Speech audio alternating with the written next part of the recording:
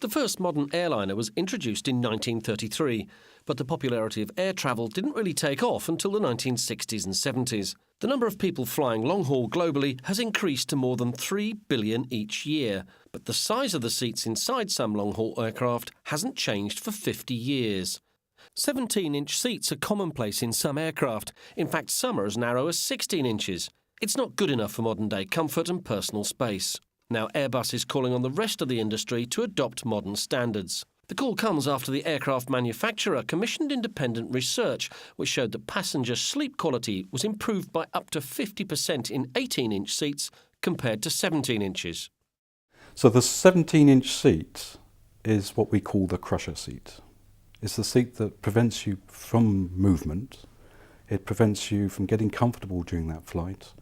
Our industry is changing, and the needs of passengers are changing as well. Passengers are flying more, and they're flying on more longer haul flights as well. We're calling for an 18-inch minimum standard of comfort, and it's something that we've always believed in. Other manufacturers are eroding comfort standards by going back to narrower seat widths in order to remain competitive. Passengers are increasingly discerning, and more are making booking choices based on seat comfort.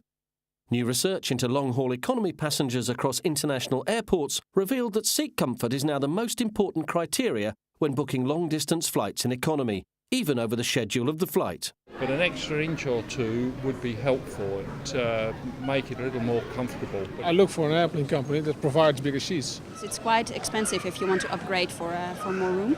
It's just so uncomfortable. You can't sleep. Sort of about like that, maybe.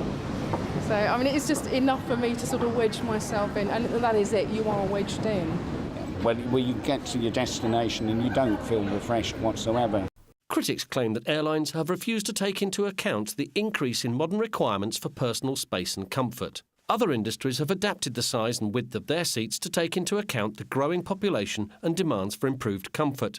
For example, cinema seats have increased to 22 inches, and when Wembley Stadium reopened, its seats were increased to over 19 inches, a full 4 inches wider than the seats in the old stadium. So this is the first known scientific study that compares the width of two different seats in economy class. The graph shows on the top line the number of disturbances to the brainwave pattern, called the arousal index. On the bottom graph shows the different sleep stages that these participants went through during the course of the night. They have had almost continuous disturbances to their brainwaves through the night. And in this graph, compared to the 17-inch seat, you can see there's hardly any disturbances in brainwave patterns, particularly in the first half of sleep, where we have most of our deep sleep period. The different sleep stages that the participants go through mimic what we would find in a normal sleep in our own bed. If the aviation industry doesn't make a stand right now, we risk jeopardising passenger comfort into 2040 and beyond, which means that another generation is consigned to seats which are based on 1960s standards. We're encouraging all airlines to look at our research and consider increasing the size of their seats, because, as the research has shown, 1 inch makes all the difference.